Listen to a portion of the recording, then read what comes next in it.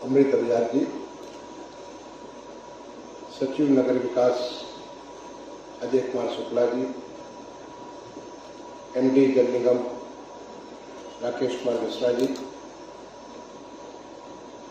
भारत सरकार में सीपीएचओ के वरिष्ठ सलाहकार दीनदयालन जी, डॉक्टर दीनदयालन जी,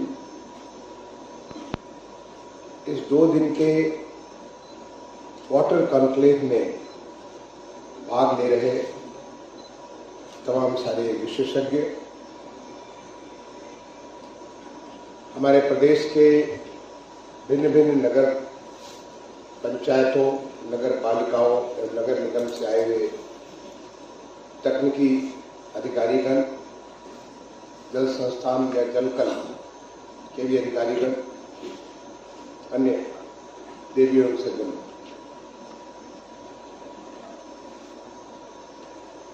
आज कितना अच्छा संयोग है कि बसंत पंचमी का दिन है। विद्या की देवी मां सरस्वती की आराधना आज की जाती है और आज आपके कॉन्क्लेव, वाटर कॉन्क्लेव का ये दूसरा दिन है। मैं मां वाग्देवी से यही प्रार्थना करूंगा कि जो भी आपने सीखा यहाँ पर 2 दिन के कॉन्क्लेव में, उसे आप जमीन पर उतारिए। आज हमारा देश बहुत तेजी से बदल रहा है। आज माननीय प्रधानमंत्री जी ने एक बड़ा लक्ष्य पूरे देश के सामने रखा है, विकसित भारत का संकल्प, जिसकी यात्रा गांव-गांव में, शहर-शहर में पिछले कुछ दिन पहले हुई थी। निश्चित तौर पे आपके शहर में भी विकसित भारत संकल्प यात्रा पहुंची होगी और आपने भी उसको सुना होगा, देखा होगा। देश हमारे आजादी के जब 75 साल मना रहा था, आजादी का अमृत महोत्सव, बहुत सारे संकल्प, बहुत सारे कार्यों को हमने मनाया अमृत महोत्सव के तौर पे। और जब 75वां साल था तो उसमें लाल किले के प्राचीर से राष्ट्र को संबोधित करते हुए माननीय प्रधानमंत्री जी ने पूरे देश को इस बात के लिए आह्वान किया कि हम पंच प्रण लेकर के अपने देश को अगले 25 साल में, जिसका लगभग अब 1.5 साल बीत चुका है, 25 साल में जब हम आजादी का 100 साल मनाएंगे, एक विकसित राष्ट्र हो। इसके लिए सबको मिलकर के काम करें। विकसित राष्ट्र यानी तो सारे देश जो विकसित देश राष्ट्र का जब मोमेंट आप कहते हैं कि डेवलप कंट्री, तो आपके जहन में कई सारे नाम आ जाते हैं, जैसे अमेरिका है, जर्मनी है, ऑस्ट्रेलिया है, न्यूजीलैंड है, साउथ कोरिया है, सिंगापुर है, ब्रिटेन है, ऐसे तमाम सारे देशों के नाम आते हैं। एक ऐसा माहौल बने जिससे हर नागरिक अपना सब कुछ सबसे अच्छा से अच्छा कर सके, जो वो अचीव कर सकता है, जो भगवान ने उसको क्षमताएं दी, क्षमताओं को वो उसको हासिल कर सके। आप कहेंगे पहले भी तो ऐसा था? नहीं, हमारे नागरिकों को एक लोकतांत्रिक व्यवस्था के तहत हम 75 साल तक जो देश को चले, उसके समय वो पूरी धरातल नहीं तैयार थी जिससे कि हम विकसित राष्ट्र बनने की उस रफ्तार में आगे बढ़ सकते हैं। लेकिन पिछले 10 साल के भीतर माननीय प्रधानमंत्री जी के प्रेरणा से, उनके सीधे मार्गदर्शन से पूरे देश में एक नई किस्म की सोच विकसित हुई। एक नए किस्म का विकास के सोपान, विकास को जो हम लोग पहले बात करते थे इंक्रीमेंटल डेवलपमेंट, 2%, 3%, 4% का इंक्रीमेंटल डेवलपमेंट, उसकी जगह पे transformational development, reform, perform and transform, skill, speed and scale, ऐसे मंत्रों के साथ देश में काम चालू है। अगर आप पीछे 10 साल पीछे होकर के जाइए, अपनी मेमोरी को लेके जाइए, आप सारे पढ़े लिखे बहुत योग्य लोग हैं और आप या तो सरकार के किसी बहुत महत्वपूर्ण पद पे हैं या समाज में विशेषज्ञ के रूप में तमाम किस्म की चीजें लोगों को दे रहे हैं। आप 10 साल पीछे घूम के जाइए, हमारे देश में किस प्रकार से स्वच्छता के बारे में वातावरण था, लेकिन एक स्वच्छ भारत मिशन का शुरुआत हुआ और आज देश देखते देखते कैसे स्वच्छ बन गया। ऐसा मैं नहीं कहता कि 100% हो गया, लेकिन हम उस रास्ते पे पहुंच चुके कि 100% स्वच्छ हो गया। पीने के पानी के बारे में सोचिए, पीने के पानी कितना महत्वपूर्ण है। ये केवल स्वच्छता के करने से ही हमारा कितने स्वास्थ्य पे कितनी सारे लोगों को फर्क पड़ा। आप लोगों के साथ ये कष्ट नहीं होता क्योंकि आप शहर में रहने वाले हैं, मैं गांव वाला हूं। और गांव में हमारी महिलाएं, माताएं, बहनें जब शौच के लिए बाहर जाना होता था तो दिन भर वो अपने पेट के अंदर शौच को रोक के रखती थी। और कितने किस्म की बीमारियां उनको घर हो जाती, कितनी हमारी बेटियां पढ़ने का उनको बहुत मन था, लेकिन स्कूल इसलिए नहीं जाती थी क्योंकि स्कूल में जाएंगे तो शौच कहां जाएगी और वो बाहर जाने में उन्हें लज्जा है, शर्म है।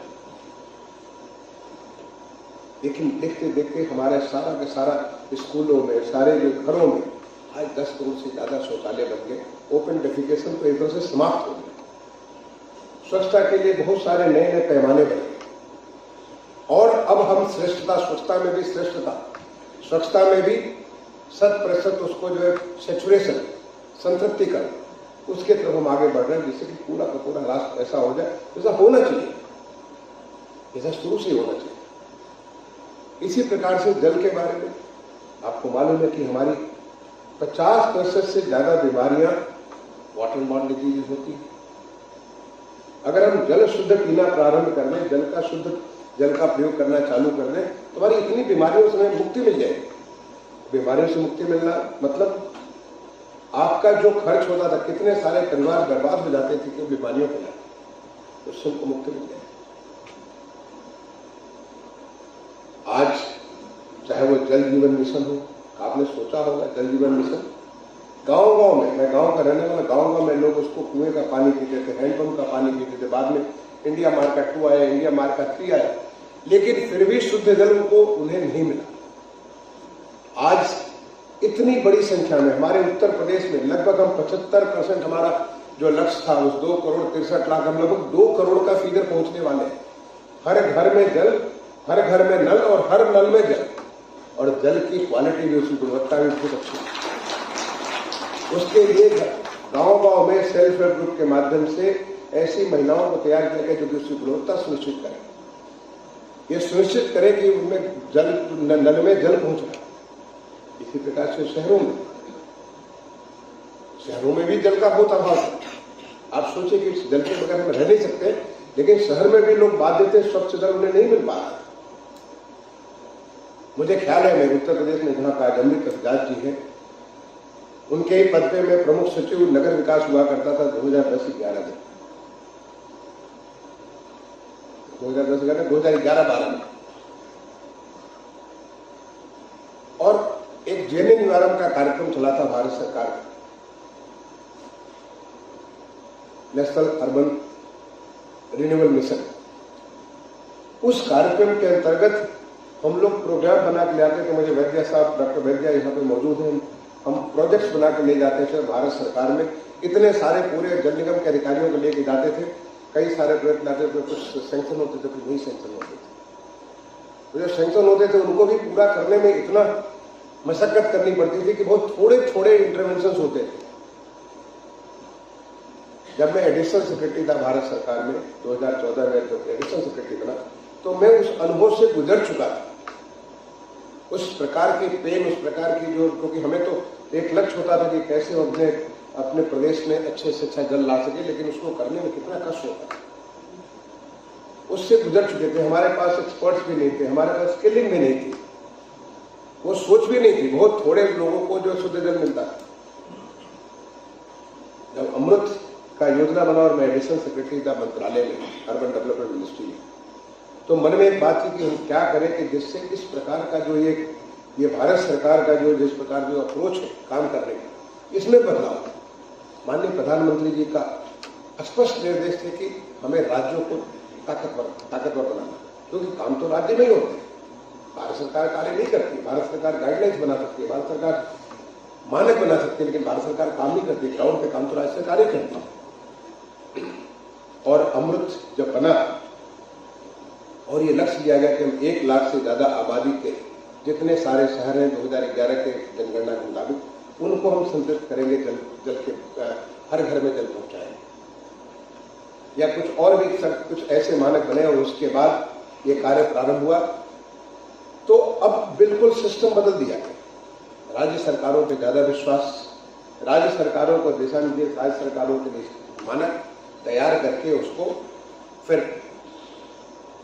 भारत सरकार केवल एक उनके प्लान को अप्रूव करती थी, बाकी निटी ग्रिटी डिटेल्स जो था वो राज्य सरकार की जिम्मेदारी थी। और इसलिए अमृत योजना जो थी, मैं समझता हूं देश के लिए, एक अर्बन क्षेत्र के लिए बहुत बड़ा वरदान था। एक नया स्किल तैयार करने के लिए, नए जो हमारे काम करने वाले उनको उनकी क्षमता वृद्धि करने के लिए, उनको और बेहतर तरीके से काम करने के लिए हमारी ट्रेनिंग थी। ये हमारा लक्ष्य बना कि हम कैसे लोगों को सुदृढ़ करें, उन्हें सशक्त करें कि जिससे कि इस प्रकार के काम अगर करने हैं तो हम उसको कर सकते हैं। क्योंकि हमारा लक्ष्य तो बहुत बड़ा है, केवल 500 शहर हमारा थोड़ा सा भाग कवर करते हैं, हमें तो हर शहर में, हर घर में पहुंचाना है। तो अमृत का जो एक्सपीरियंस था वो बहुत वैल्यूएबल एक्सपीरियंस, बहुत कुछ हमने बहुत कुछ सीखा, चाहे वो सीवर सिस्टम के बारे में हो, चाहे वो वाटर के बारे में हो, पीने के पानी के बारे में हो, चाहे शहर में उसको हरा भरा करने के बारे में हो, ये सब बहुत कुछ हमारी लर्निंग। और ऐसा सौभाग्य मेरा था कि जो माननीय प्रधानमंत्री जी की जो प्रेरणा और उनका जो मार्गदर्शन था, उसमें अमृत 2.0 को बनाने की भी जिम्मेदारी एज ए सचिव हाउसिंग एंड अर्बन अफेयर्स मुझे मिली। एक नया लक्ष्य माननीय प्रधानमंत्री जी को, उनकी सोच तो आगे, बहुत आगे की सोच करके उन्होंने तो सोच रखा था कि भारत को विकसित करना है, और विकसित भारत तब होगा जब सब कुछ ही संतृप्त होगा। और यही विकसित भारत का लक्ष्य है कि हर कार्यक्रम से कोई भी वंचित न रहने पाए। मैं केवल एक एग्जाम्पल अमृत का दे रहा हूं, किसी चीज में कोई वंचित न रह जाए, हर कोई को क्षमतावान बना दे, हर कोई शक्तिमान बना दे, जिससे कि वो देश के विकास में अपना पूरा का पूरा योगदान दे सके।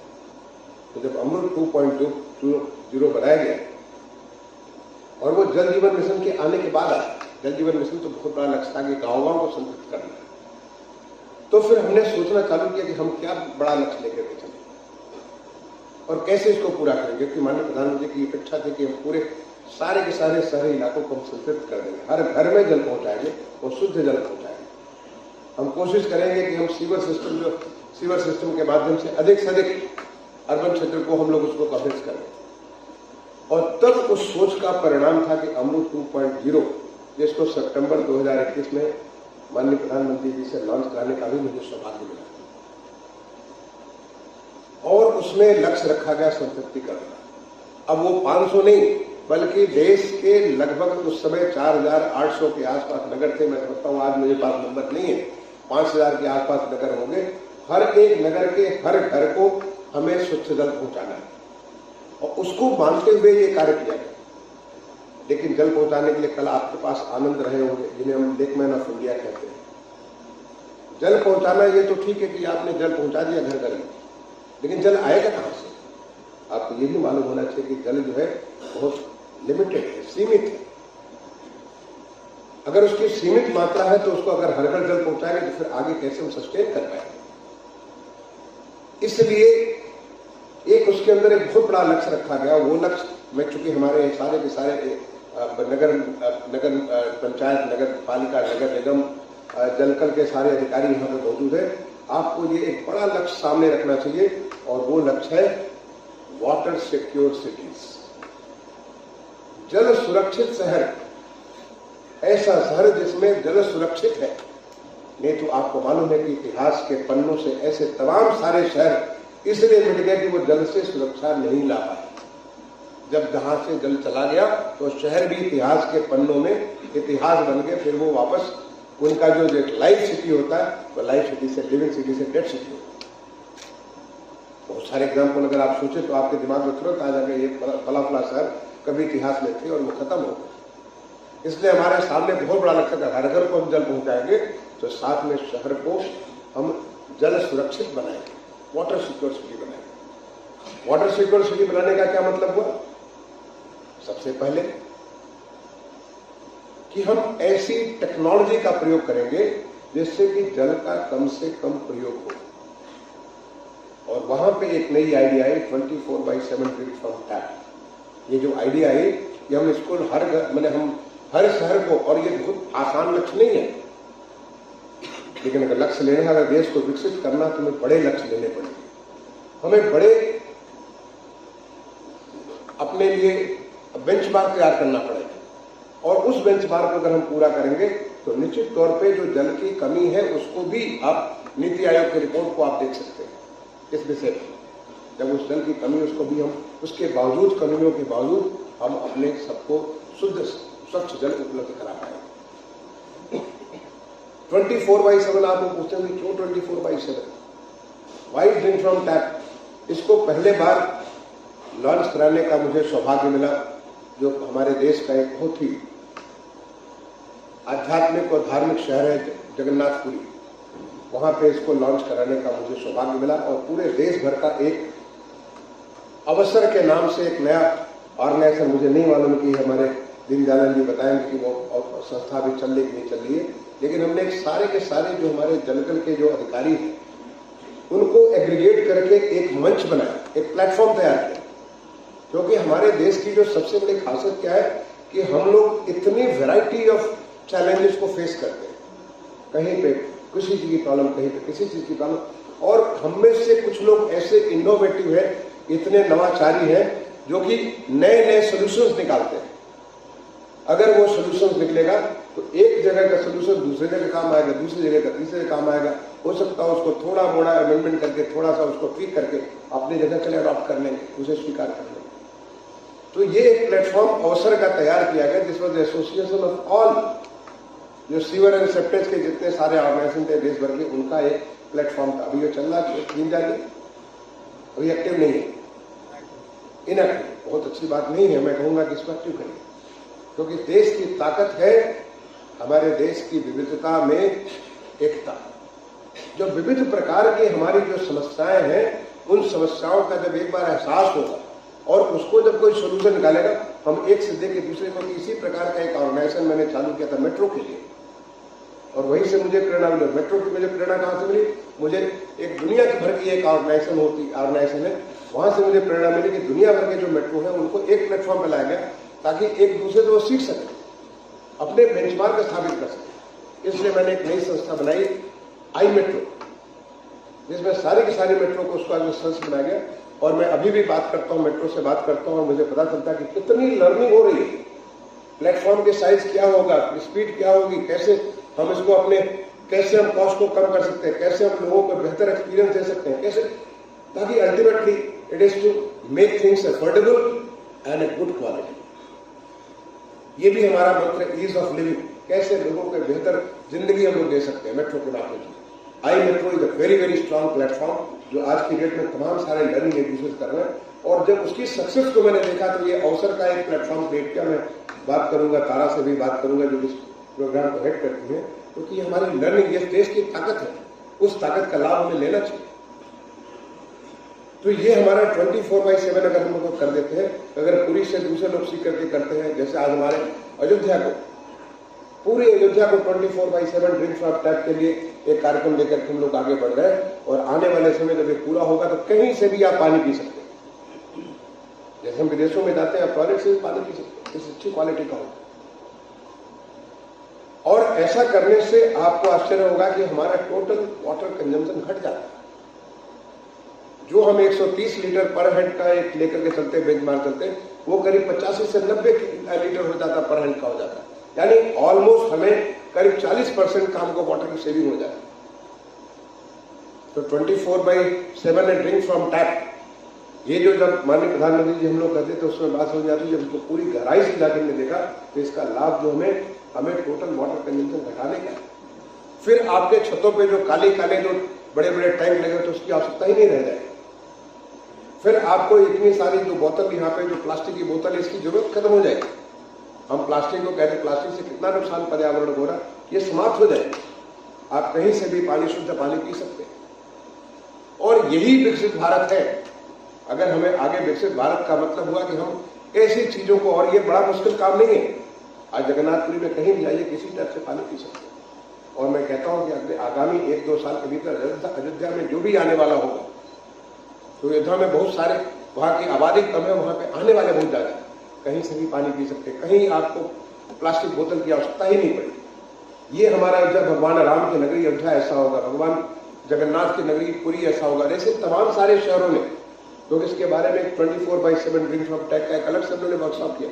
अभी आपके एक विशेषज्ञ इसको याद कर रहे हैं। लक्ष्य सीधा है, हमें वाटर के कंजम्पशन को घटाना है और लोगों की क्वालिटी ऑफ वाटर को इंप्रूव करना, लोगों की जिंदगी की उनको जो है उनके लाइफ को आसान करना केवल टेक्नोलॉजी के प्रयोग से। और इसको कहते हैं स्मार्ट वाटरिंग सिस्टम।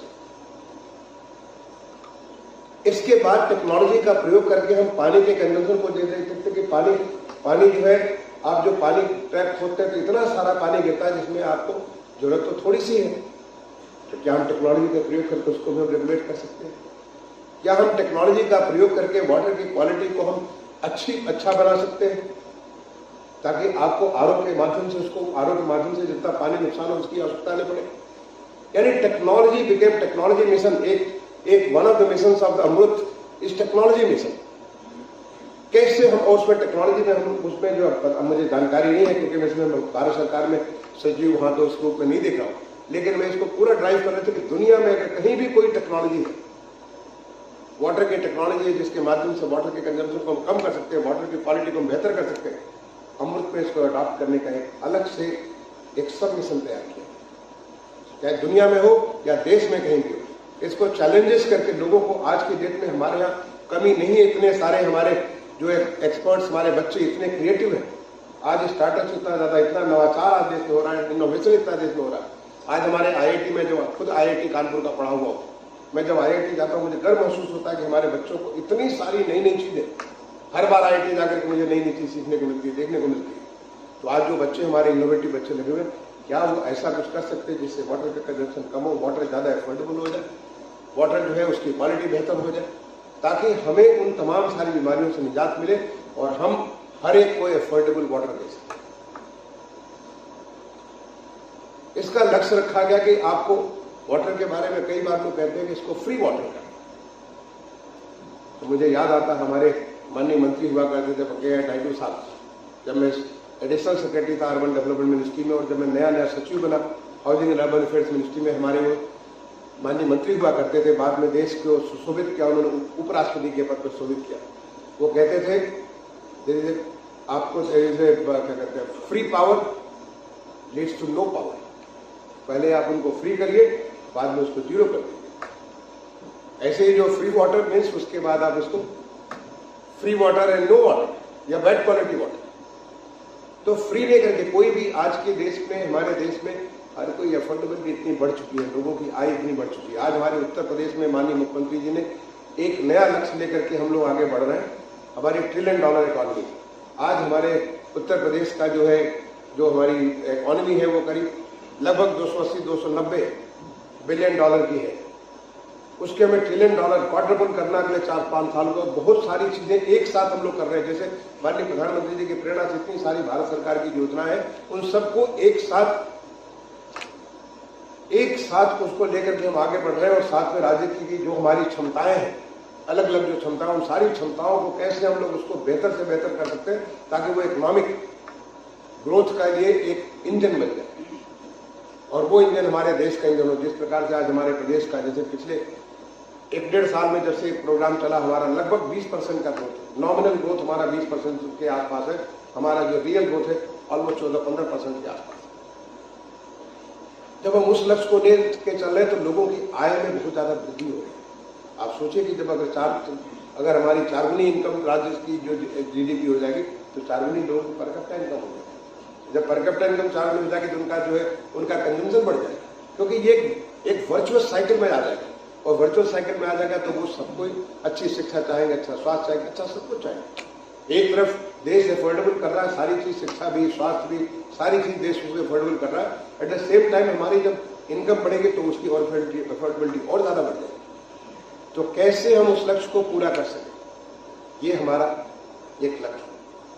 एक इस अमृत योजना के तहत हमारा ये भी लक्ष्य था कि कैसे हम चीजों को रिजुविनेट कर सकें। हमारी वाटर बॉडीज, शहरों में बहुत सारी वाटर बॉडीज पहले हुआ करती थी, गांव में वाटर बॉडीज हुआ करती थी। धन्य हो, मैं कहता हूं कि ये धन्यवाद हो जिस काम के लिए जो माननीय प्रधानमंत्री जी ने एक अमृत सरोवर की योजना प्रारंभ की। उस अमृत सरोवर की योजना का एक इतना मास्टर स्ट्रोक है। नहीं तो गांव से पोखरे खत्म, तालाब खत्म, सब कुछ सारी चीजें भरती चली गई। मैं खुद जिस गांव का रहने वाला हूं, जिस पोखरे में हम लोग बचपन में स्नान किया करते थे, जिस पोखरे में हमारी माता बहनें जाकर के पूजा किया करती थी, तमाम किस्म के जो पूजा त्योहार होते थे वहां पे जाकर के गीत गाते वहां में पूजा किया करते थे, जहां पर हम लोग तैरा करते थे। लोग कहते थे डूब जाएंगे, इतना गहरा हमारा पोखरा होता था। वो पोखरा धीरे धीरे खत्म हो गया। उसमें पानी, बरसात में जब पानी बरसता था, थोड़ा पानी इकट्ठा होता था, 1-2 महीने में समाप्त हो गया। और ये मेरे गांव की कहानी नहीं, हर गांव की कहानी। शहरों में हर एक जो हमारे मंदिर होते थे, हर मंदिर के पीछे बड़े बड़े तालाब होते थे। वो तालाब धीरे धीरे कूड़े के घर बन गए थे। अमृत सरोवर योजना आई और देखते देखते पूरे देश भर में, हमारे प्रदेश में 20,000 से ज्यादा हमारे अमृत सरोवर तो बन गए। और हम हर गांव में, जो हमारे 57,000 के आसपास गांव है, हर गांव में अमृत सरोवर बना रहे। और अमृत सरोवर बनाने से एक तो लोगों को जल मिला, और न केवल हमें जल मिला बल्कि जानवरों को, चिड़िया को, सबको जल मिला। जल का स्तर भी ऊपर हो गया, जो जल का स्तर नीचे जा रहा था वो भी ऊपर हो गया, जल रिटेन करना चालू। और यही कार्य शहरों में भी। आज हमारा अमृत अभियान जो में बहुत सारी यहाँ पे जो हमारी अमृत योजना है उसके तहत बहुत सारे अमृत सरोवर भी हम लोग इसको करते हैं। और उस अमृत सरोवर के माध्यम से उस शहर की वाटर बॉडी को ऊपर करते हैं। हमारे आपको आनंद आए थे, आनंद को हमने लगा रखा है इस काम के लिए। उन्हें बहुत एक सम्मान मैं देता हूं कि उन्होंने इतना बढ़िया एक जल का आंदोलन प्रारंभ किया। मैंने जाके देखा हुआ बेंगलुरु शहर में किस प्रकार से उन्होंने वाटर बॉडीज को रिवाइव किया। और आज हमारे उत्तर प्रदेश के तमाम सारे शहरों में, अयोध्या में 108 कुंड जो थे कभी मिट गए थे, आज हमारे कम से कम 15-16 कुंड हमारे, आज आप जाके देखें, सूर्य कुंड देखें, लबालब पानी भरा हुआ, आनंद आ जाएगा देखने में आपको। ऐसे तमाम सारे कुंड हमारे अयोध्या में तैयार हो गए जिसको आपको जाके आनंद आ जाए। अभी हमारे जो यहाँ पे लखनऊ में कई सारी जो है उसको उन्होंने वापस रिवाइव कर दी। और कई शहरों में, गाजियाबाद में, अब गोरखपुर में, बहुत सारे शहरों में इसको रिवाइव कर रहे हैं। और अगेन उसे हमें सोचना है, क्योंकि हमारे सामने जो सबसे बड़ा चैलेंज है रिसोर्स का। कई बार होता है कि हम लोग प्रोजेक्ट इतना मुश्किल बना देते हैं कि वो प्रोजेक्ट कभी इंप्लीमेंट ही नहीं होता। तो कैसे उसे कम कीमत में बेहतर लाभ देने वाला प्रोजेक्ट हम बनाएं, क्योंकि हमारा लक्ष्य जो है, कि हम कैसे वाटर को रिटेन कर सकें, सरफेस वाटर को रिटेन कर सकें। उससे आप देखेंगे बहुत सारी समस्याओं का एक साथ निदान हो जाता है। और वही काम हमारे आनंद कर रहे हैं। मैं सोचता हूँ कि कल उन्होंने इसके बारे में आपको डिटेल से बताया होगा। उसको बड़े नजदीक से मैंने देखा, बेंगलोर में भी जाके देखा और उत्तर प्रदेश में भी जो जहां जहां उन्होंने काम किया उनको देखा। और यही नहीं, बल्कि बहुत सारी नदियां थी वो समाप्त हो गई थी समय के साथ। अयोध्या की, जब मैं अयोध्या की बात कर रहा हूं, 108 कुंडों को रिवाइव करने के बाद तिलौती रिवर हुआ करती, जिसका वर्णन हमारे शास्त्रों में है, वो रेखा बन गई। आज उसमें पूरा का पूरा पानी भरा हुआ, उस नदी में पूरा पानी भरा हुआ। उसका जो करीब काफी पोर्शन जो रूरल एरिया में है, ग्रामीण क्षेत्र में, उसका थोड़ा सा पोर्शन शहरी क्षेत्र में, ग्रामीण और शहरी क्षेत्र दोनों ने मिलकर के उस पूरे रिवर को रिवाइव किया।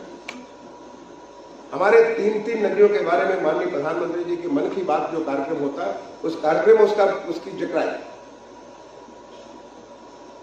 कैसे ये अभी हाल में जो संबल की नीम रिवर के बारे में बात, कैसे ये जो है, कैसे नदियां रिवाइव हो गई। और नदियों के रिवाइव होने से केवल नदी रिवाइव नहीं हुई, पूरा क्षेत्र रिवाइव हो। वहां का आप देखेंगे, वहां की जलवायु बदल जाएगी, वहां का जो वनस्पतियां बदल जाएंगी, वहां का जो खेती बाड़ी का पूरा स्तर बदल जाएगा, लोगों का जीवन स्तर बदल जाएगा। ये हमारे प्रदेश में करीब 60 से ज्यादा रिवर्स जो है रिवाइव हो चुकी है। और तमाम सारे इसको लगातार इस पे कोशिश हो रही है कि मनरेगा के माध्यम से, जो हमारा अमृत योजना के माध्यम से, जो हमारे जो फाइनेंस कमीशन के उसके माध्यम से, या लोगों के सहयोग से, क्योंकि एक बार ऐसे काम होते तो लोग खुद उसके साथ जुड़ जाते, उसके माध्यम से हम कैसे रिवर्स को रिवाइव कर सकते हैं। इसके ऊपर बड़ा काम हो रहा है हमारे प्रदेश में, और मैं समझता हूँ कि देश में भी, क्योंकि जो लक्ष्य रखा गया था अमृत में, मैंने कहा it was water secure cities. ये हमारा सबसे बड़ा लक्ष्य था। घर घर में पानी देना है, लेकिन शहर को वाटर सिक्योर बनाना, ताकि शहर आपके इतिहास और भूगोल से मिटने न पाए। तो उस वाटर सिक्योर सिटी करने के लिए हमें ये भी करना है, हमें जो भी एवरी ड्रॉप, जो भी हमें जो जल का बारिश होती है, तो हर ड्रॉप को हमें कैच द ड्रॉप, उसको कैच करिए और उसको वहां पे यूज करिए कि कैसे आप रिटेन कर सकते हैं। अदरवाइज वो पानी धीरे धीरे बहता हुआ जाके समुद्र तक चला जाए, आपको कुछ नहीं मिलता। जिसके लिए चाहे वाटर रेन वाटर हार्वेस्टिंग की बात हो, चाहे वाटर स्टोरेज स्ट्रक्चर्स की बात हो, ऐसे तमाम सारे काम किए गए। निश्चित तौर पे आपके यहाँ किए गए होंगे, लेकिन अगर न किए गए हो तो मैं कहूंगा करिए, क्योंकि आज हमारे लोगों में भी ये जन जागृति आ चुकी है। मैं देखता हूं कि जब यहाँ पे छठ पूजा होती है, लखनऊ में जब छठ पूजा होती है, तो गोमती नदी के किनारे इतने सारे लोग इकट्ठा हो जाते हैं। और पहले होता था कि पूरी पूरी वो गोमती नदी में सारे के सारे इतनी गंदगी भर जाती है। अब लोग उसको सफाई से करते हैं। लोगों में ये स्वच्छता के प्रति एक उनके व्यवहार में परिवर्तन हुआ है। जब गणेश जी की पूजा होती है, सरस्वती माँ सरस्वती की अभी बसंत पंचमी उनका जो पूजा होगा, तो लोग ले जाकर नदी में नहीं डालते, उसके बगल में एक छोटा सा तालाब बना, वहां लोग उसको विसर्जित करते हैं, ताकि नदी की पवित्रता, नदी की अविरलता, नदी की स्वच्छता भी बनी रहेगी। तो जब स्वच्छता बनी रहेगी, अविरलता बनी रहेगी, तो फिर नदी के साथ साथ जो हमारी जीवन चल रहा है, वो जीवन भी हमारा चलता है। ये भी हमारा अमृत 2.0 का एक लक्ष्य है। अमृत 2.0 का लक्ष्य जो जब हम पानी बचाने की बात कर रहे हैं, क्योंकि ये सब सारी बातें मैं सोच आपको इसलिए दे रहा हूं कि मैं इसके साथ बड़ी गहराई से जुड़ा हुआ था अमृत 2.0 को बनाने में, कि जो हम सीवर सिस्टम जो पानी हमारा जो, जिसको बड़ा अच्छा आपने कहा कि इसको जो यूज वाटर, इनफैक्ट ये सब को सबसे पहले मैंने जब हम आपका जब इस कार्यक्रम को मैं कर रहा था, लोग मेरे सामने वेस्ट वाटर में कहा कैसा वेस्ट वाटर तो कभी वेस्ट हो ही नहीं सकता। आदेश मैंने दिया सीपीएचओ को, जो दीनदयाल साहब उनको आदेश दिया कि भविष्य में सारे हमारे मैनुअल में हटा दो वेस्ट वाटर का शब्द, उसको कहो used water and usable water. Water तो कभी वेस्ट नहीं हो सकता। आप कहिए कि हम वेस्ट हो गए, हमारे शरीर के अंदर इतनी सारी गंदगी, हम उसमें वेस्ट हो गए, नहीं, हम उसको स्वच्छ कर लेते हैं। अपने आंतरिक गंदगी को भी स्वच्छ करते हैं, अपनी बाहरी गंदगी को भी स्वच्छ करके, चाहे स्नान करके करें, चाहे योग ध्यान प्राणायाम करके करें, लेकिन हम अपनी आंतरिक और बाहरी सारी गंदगियों को दूर करते हैं। तो वेस्ट तो कभी हो ही नहीं सकते। ऐसे ही जो एक आपका शब्द चला आ रहा था मैनहोल, मैंने सीपीएचओ को आदेश किया कि नहीं, सीपीएचओ में मैनहोल शब्द को खत्म करो। The moment you say manhole means man has to enter into that hole, give this word machine hole, ताकि मशीन हैज टू एंटर, जिसके बारे में एक हम लोगों ने चैलेंज किया, और ऐसी मशीन जटायु को जिसको हमने पुरस्कृत किया, ऐसी मशीनें बन करके आई जिसके आधार पे आप उसको उसके अंदर मैनहोल के अंदर घुस करके पूरा सीवेज पाइपलाइन को उसको साफ कर सकते हैं। मैंने man should go only as an exception, जो दुनिया में होता है, ऐसा नहीं कि भारत में, दुनिया के सारे देशों में हमने इसको बड़े सारे अध्ययन किए, हर जगह होता है। लोग घुसते हैं क्योंकि ऐसी चीजें आ जाती है जिसके बाद फिर मशीन भी फेल कर जाती है, लेकिन जब घुसते हैं तो पूरे के पूरे अपने उसी लिबास में घुसते हैं जिससे कि उनकी जिंदगी सुरक्षित रहे। ऐसे नहीं घुस जाते कि भाई ठीक है आप घुस गए तो पता चला गैस से ही आपका डेथ हो। वो घुसते हैं तो पूरा का पूरा उनके ऑक्सीजन का सिलेंडर भी होता है, उनके पास पूरा वो कपड़े होते हैं जिससे कपड़े पे उनके बॉडी में किसी प्रकार का इन्फेक्शन न होने पाए। ऐसी बहुत सारी चीजें करके घुसते हैं। उनकी प्रॉपर ट्रेनिंग होती है कि कैसे अपने औजार का प्रयोग करेंगे, वो सुपरविजन के अंदर घुसते हैं। इसके लिए पूरा पूरा मैनुअल तैयार किया है।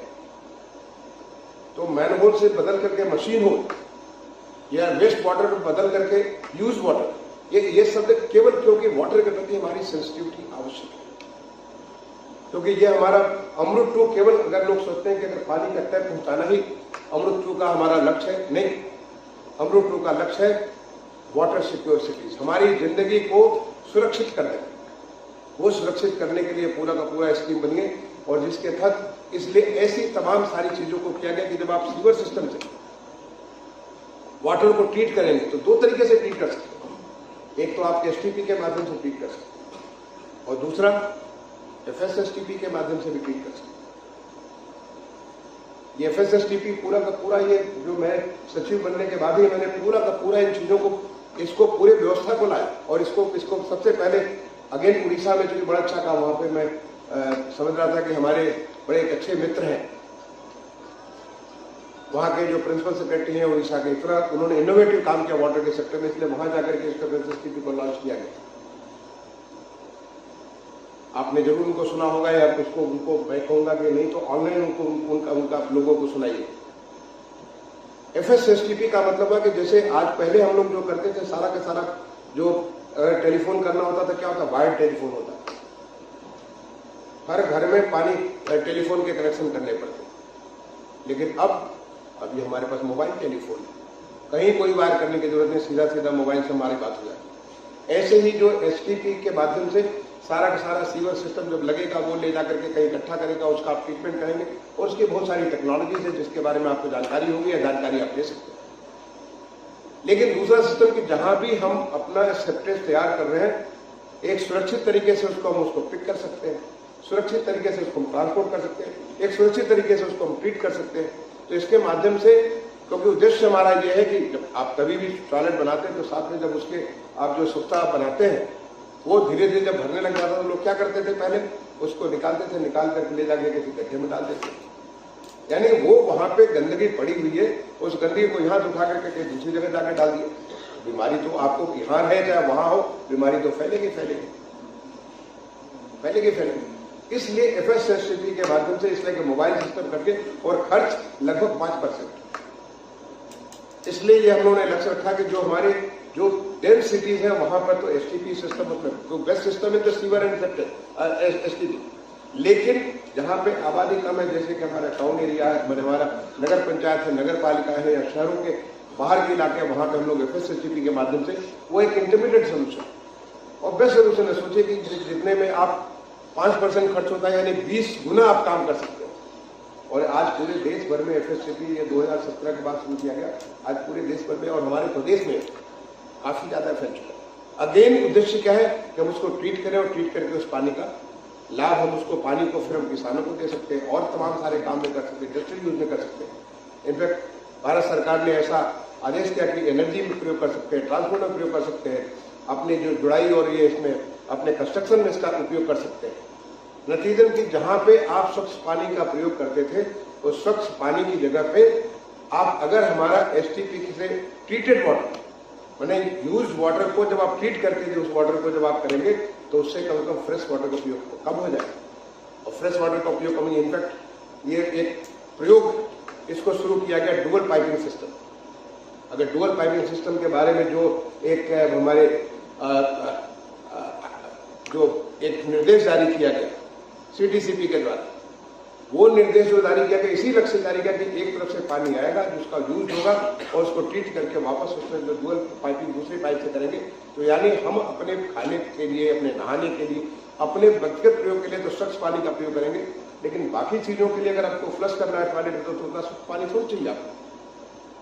ये डुअल पाइपिंग सिस्टम इसको पानी को बताने के लिए किया, और यहां तक कि जो हमारे शहर पानी को रियल चैलेंज महसूस करते हैं, जैसे चेन्नई शहर है, वहां उनको उस पानी को उन्होंने ट्रीट किया, टर्सरी ट्रीटमेंट किया उसका, और टर्सरी ट्रीटमेंट के बाद उसको ड्रिंकेबल वाटर बना दिया। मैं आपको शेयर करना चाहता हूं उसको, मैंने खुद पानी को पिया, जो STP से जो पानी आता है ट्रीट करने के बाद, उसे लोगों के सामने पिया, इस कॉन्फिडेंस देने के लिए कि भाई ये पानी जो है हमारा, जो आप जो पानी पी रहे हो, इस वाटर बोतल में पानी पी रहे हो, उससे भी बेहतर क्वालिटी का पानी, इसकी जांच करके देख सकते हो। क्योंकि जो पानी आप पीते हो वो भी तो कहीं ना कहीं सीवर सिस्टम से बन करके आ रहा है। तो अगर हम उसको इतने वो जो उसका धीरे धीरे धीरे करके नदी के माध्यम से ट्रीट होकर के आ रहा है, फिर आप इसको ट्रीट कर रहे हो, उससे अच्छा अगर हमने इसको पूरे सिस्टम में ट्रीट कर दिया, ये वाटर तो उस क्वालिटी है कि आप इसे पानी पी सकते हो। और ऐसा दुनिया में होता है, ये दुनिया भर में इस प्रकार की चीज होती है। आज हमारा देश विकसित इसलिए बन रहा है कि हम दुनिया भर की उन तमाम सारी चीजों को हम लोग अडॉप्ट कर रहे हैं, और उसको अडॉप्ट कर रहे हैं विद लॉट ऑफ इनोवेशन। ऐसा नहीं कि हम उसकी नकल कर रहे हैं। गांधी जी कहते थे कि अपने सारे दरवाजे खिड़की खोल करके रखो, जिससे कि जितनी सारी अच्छी अच्छी आइडियाज है वो आपको आए, लेकिन जो आइडिया है उसको एज इट इज एक नकलची जैसे उसको नहीं स्वीकार करें, बल्कि उसे अडॉप्ट करना अपने उपयोग के मुताबिक, आपकी जरूरतों के मुताबिक। आज हमारे हिंदुस्तान में हमारी जो जरूरतें हैं, उन जरूरतों को पूरा करने के लिए उसको अडॉप्ट करें, और वो है हमारा FSTP, वो है हमारी सिस्टम। यानी अमृत 2.0 का जो लक्ष्य है वो इतना बड़ा लक्ष्य है, टेक्नोलॉजी भी है उसमें, हमको वाटर को सिक्योर भी करना, हमें एसटीपी भी करना और ये सब भी करना, और साथ ही साथ एक हरा भरा क्षेत्र भी बनाना, पार्क भी बनाना, ग्रीन एरिया भी डेवलप करनी, क्योंकि जब एरिया ग्रीन होती है तो उससे इन्वायरमेंट पोल्यूशन को भी उसका कम होता है। पोल्यूशन कम होगा तो हमारी जो एक तरफ तो हमने पानी को जब शुद्ध किया तो हमारी जो बीमारियां जो पेट बीमारियां वो कम हो गई। अगर हमने वातावरण को शुद्ध किया तो हम इसको एयर की जो बीमारियां, जो हमारी एयरबॉर्न बीमारियां हैं, हमारे लंग्स से जो हमारी बीमारियां आती हैं, उन बीमारियों से निजात पाए। यानी ये हमारा जो अमृत का जो स्कीम है, अमृत 2.0, ये सारे के सारे हर तरीके से बने, हमें जमीन को भी शुद्ध करने के लिए है, अपने जलवायु को भी शुद्ध करने का है, एयर को भी शुद्ध करने का, पर्यावरण को शुद्ध करने के लिए, और ओवरऑल लोगों की क्वालिटी ऑफ लाइफ को बेहतर करने के लिए। ये हमारे अमृत 2.0 के बारे में सोच है। मैं समझता हूं कि निश्चित तौर पर इसके बारे में बहुत डिटेल में आप लोग बताया गया, और इसीलिए ये लोगों में सेंसिटिविटी बनी रहे, इसके लिए एक नई चीज पे हम लोगों ने शुरुआत की। अभी मुझे पता चला कि इसका रिजल्ट डिक्लेयर होने वाला, पेयजल संरक्षण। क्योंकि जब ये हमें स्वच्छ भारत मिशन का माननीय प्रधानमंत्री जी ने की प्रेरणा से स्वच्छ भारत मिशन पूरे देश में चालू हुआ, तो एक बहुत बड़ा चैलेंज था कि कैसे इसको सस्टेन किया जाए, और सस्टेन करने में बहुत बड़ा हाथ हमारा है स्वच्छ सर्वेक्षण। स्वच्छ सर्वेक्षण का चाहे वो नंबर 1 हो, 2 हो, 3 हो, 4 हो, अगर आप जाकर के देखें तो हर बार नए नए सोपान में नए नए चैलेंज, नई नई चुनौतियां बढ़ाते चलेंगे, जिससे कि धीरे धीरे जैसे कि बड़ी बड़ी चुनौतियां जब आएंगी, अब बच्चा जो है, पहले आप ऐसा नहीं कि कक्षा 1 में तो कक्षा 1 में परमानेंट रह जाए। कक्षा 1 से लेकर के जब आप कक्षा 10 पहुंचेंगे, कक्षा 12 पहुंचेंगे, 14 पहुंचेंगे, आप आगे कोई टेक्निकल, हर लेवल पे अलग अलग चुनौतियां होंगी। वैसे हमारे शहरों का अगर कोई अध्ययन करेगा, यहाँ बड़े सारे एक्सपर्ट है, अगर आप जाकर के देखिए, क्योंकि मैं खुद लगातार सर्वेक्षण से 6 सर्वेक्षण से जुड़ा रहा है, एडिशनल सेक्रेटरी और उसके बाद सेक्रेटरी जुड़ रहा है, हर बार बेंचमार्क बदलेंगे, हर बार उसके तौर तरीके बदलेंगे, और उस अनुभव को ध्यान में रखते हुए, क्योंकि जो शहरों के बीच में आपस में एक प्रतिस्पर्धा हो जाती है, और वो स्वस्थ प्रतिस्पर्धा है, कैसे कि हम उसको आगे बढ़े, इसलिए एक नई चीज की शुरुआत की, पेयजल सर्वेक्षण। और पेयजल सर्वेक्षण का मतलब है कि लक्ष्य वही, कैसे आप जल का बेहतर से बेहतर प्रयोग करेंगे, जिससे आपका शहर सिक्योर होगा, वाटर सिक्योर होगा, शहर जल से सुरक्षित हो जाए, और जल से सुरक्षित हो जाएगा तो परमानेंट सुरक्षित हो जाएगा। आप सोचते हो कि हमारा कोई भी पूजा, किसी भी प्रकार के हमारे संस्कार जल के बगैर पूरे नहीं होते। चाहे वो बच्चा गर्भदान से आए से लेकर के हमारा अंतिम संस्कार, हर जगह जल होता है, क्योंकि जल में हम लोग जो वरुण देवता है, वरुण देवता का जब कलश में रखते हैं, जल में रखते हैं, तो हम ये बात को मानते हैं कि सारे के सारे देवी देवता उसमें आकर स्थापित होते हैं। ऐसे हम आह्वान करते हैं, जल के बगैर हम रह नहीं सकते। तो उस जल को सुरक्षित करने के लिए, उस जल के साथ ही, क्योंकि जल से आप हमारे अंदर करीब 2/3 तो जल ही है। देखने में हम इतने सॉलिड लग रहे हैं, लेकिन 2/3 हम जल ही है, यानी हमारा असली स्वरूप तो जल है। जो आप सोच लीजिए कि 2/3 जो हो गया, वो तो वही हम है। तो हमारा, और इसी का नतीजा है कि जब कभी हम कोई भी जल के किसी भी रूप में देखते हैं, चाहे वो नदी हो, फव्वारा हो, पहाड़ों पे बर्फ हो, आपका जो है बारिश हो रही हो, भाप हो, हर चीज जल हमको आकर्षित करता है, क्योंकि हम मूल रूप में जल ही हैं। और उस जल को कैसे आप सुरक्षित करेंगे, जल को बनेंगे, ये हमारे अमृत 2.0 के लक्ष्य है। मैं बात करना चाहूंगा हमारे जो यहाँ पे जो नगर पंचायत से, नगर पालिकाओं से, नगर निगमों से, या हमारे जलकर से जो अधिकारी आए, मैं उनसे बात करना चाहूंगा। ये बहुत बड़ा लक्ष्य आपके सामने है। इसमें एक और चीज जो मैं मिस कर गया कि इसको हमको बताना चाहिए कि अमृत 2.0 में इनोवेशन के बहुत सारे आपको स्कोप है। आपको ये, उसमें हमारा लक्ष्य लोगों तक शुद्ध जल पहुंचाना है, ऐसा नहीं कि ऐसे ही पहुंचाना। आप बहुत सारे नए नए तरीके अपना सकते हैं, क्योंकि अल्टीमेटली जितने ज्यादा आप कनेक्शन देंगे उसके हिसाब से आपको पैसे मिलेंगे। आपको उसके बारे में भी बताया होगा, शुक्ला जी ने या राजकीय मिश्रा ने बताया होगा कि कैसे आप जितने कनेक्शन दोगे उसके हिसाब से आपको पैसे मिलेंगे। मुझे बताया कि अभी मुझे अमित आ रहे थे सामने कि हम इसको जब लक्ष्य हमारा जब अमृत 2.0 पूरा होगा, बिकॉज यूपी बहुत नीचे था, तो उसमें हम सारा जब अमृत 2.0 पूरा करेंगे तो कुछ लगभग 70% के आसपास, 68% हम इसको पूरा करना है। नहीं, मैं बार बार आप लोगों से कहता हूं कि हम 100% पूरा करें, और 100% पूरा करने के लिए, और इसके लिए उड़ीसा का एग्जाम्पल आप ले लीजिए। हमें इनोवेटिवली, आपको जल के लिए कैसे इनोवेटिव फाइनेंस, कैसे हम अपनी व्यवस्था, वित्त की व्यवस्था ऐसे करें कि जिससे कि हमें और पैसे मिले और उस पैसे के माध्यम में इनोवेटिवली कैसे हम उसको अपने लक्ष्य को 100% तक ले जाए। हमारा लक्ष्य होना चाहिए कि 2027 तक जो माननीय मुख्यमंत्री जी ने लक्ष्य रखा है $1 ट्रिलियन इकोनॉमी का, जो हमारा $1 ट्रिलियन इकोनॉमी बने तो हमारे प्रदेश के शहरों इलाके में कोई भी घर ऐसा न बचे जिस घर में शुद्ध जल न मिलना। और इसको करने के लिए आपको मैंने बहुत सारे तरीके बताया। इनोवेटिवली कैसे आप जो हमारे इंफ्रास्ट्रक्चर डेवलपमेंट फंड है भारत सरकार को, वहां से कैसे टैप कर सकते हैं, सिडबी के फंड को कैसे टैप कर सकते हैं, अर्बन इंफ्रास्ट्रक्चर डेवलपमेंट फंड को कैसे टैप कर सकते हैं, कैसे आप पीपीपी के माध्यम से काम करें, बहुत सारे तरीके हैं। और मैं चाहूंगा कि हमारे जो हमारे अर्बन डेवलपमेंट डिपार्टमेंट है वो इस लक्ष्य को लेकर के, जो मैं बार बार कहता हूं, हमें अमृत 2.0 को सोच करके केवल 68% रखे।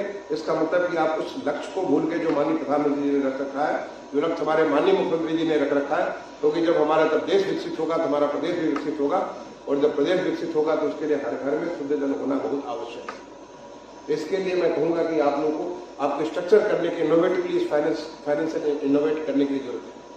आप जो तमाम सारे लोग हमारे सामने बैठे हुए हैं, आपसे मैं इस बड़े लक्ष्य को, मैं इसको बताने का मेरा मकसद है कि आप इसके माध्यम से आप सोचें कि कितना बड़ा काम आपको दिया गया।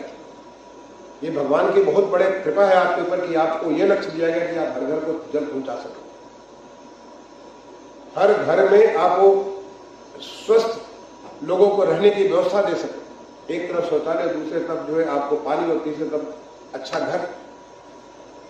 ये बहुत बड़ा लक्ष्य आपके सामने, और इसे एक ईश्वरीय व्यवस्था, ईश्वरीय आपको इस प्रेरणा को ध्यान में रखते हुए आपको जो भी वहां पे कार्य करने हैं उस कार्य को पूरा करना है। उस कार्य को पूरा करने के लिए चाहे वो हमारा अमृत 2.0 की स्कीम हो या हमारे अन्य तमाम सारे राज्य सरकार की योजनाएं हैं जिसके माध्यम से इस लक्ष्य को पूरा कर रहे हैं, उसको कैसे समय से पूरा करें, कैसे हम बेहतर क्वालिटी का जल निगम के लोग, बहुत सारे लोगों को मैं देखता हूं कि वो एक्सप्लेनेशन में आ जाते हैं, साहब यहाँ पे ये हो गया तो इसकी वजह से ऐसा हो गया तो वैसा।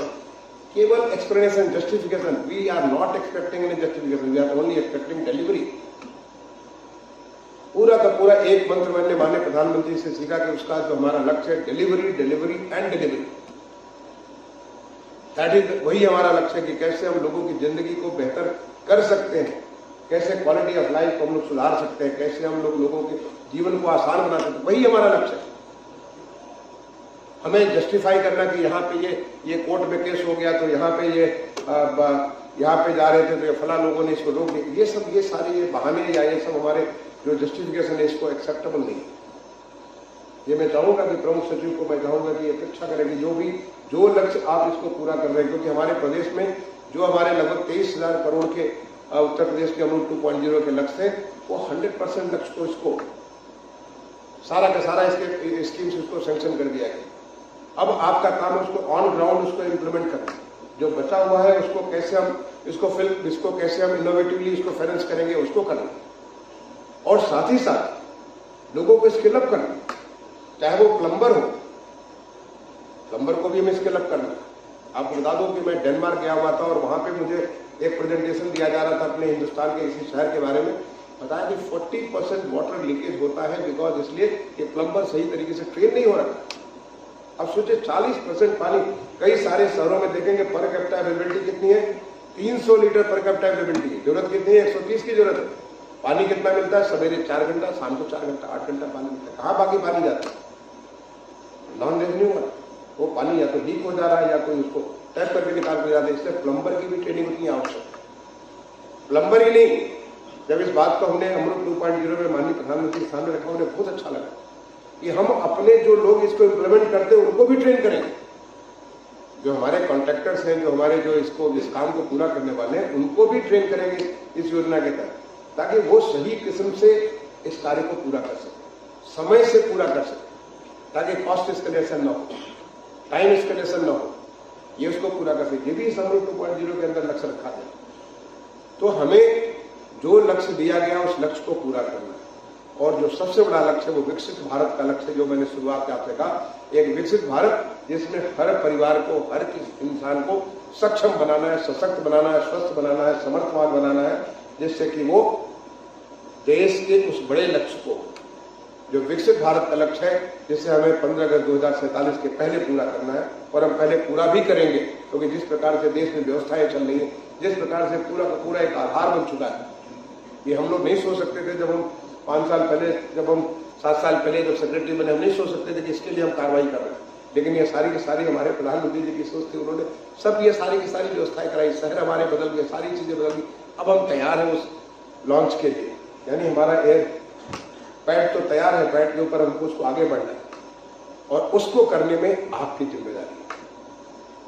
तो आप लोग इसको अपना एक सौभाग्य समझते हुए और इसको एक बहुत बड़ी जिम्मेदारी समझते हुए, उस जिम्मेदारी के हिसाब से अगर आप काम करते हो तो मान के चलो कि आपको भी खुशी मिलेगी, आपके परिवार को भी खुशी मिलेगी। और आप कम से कम जब देश हमारा विकसित होगा तो चाहे वो और जाने या न जाने, आप तो जानोगे कि इस विकसित होने में हमने भी ये सहयोग दिया, हमने भी ये काम किया था। मैं आपको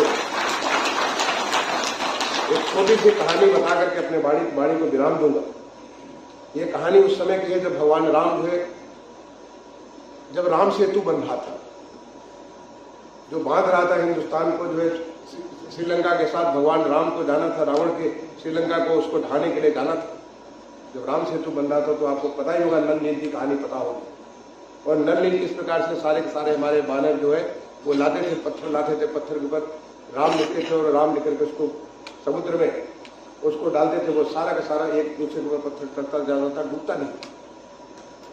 और इस प्रकार से राम सेतु पे काम तेजी से चल रहा है। भगवान वहां पे एक शिला पे बैठे हुए ऐसे सारे के सारे दृश्य को देख रहे हैं।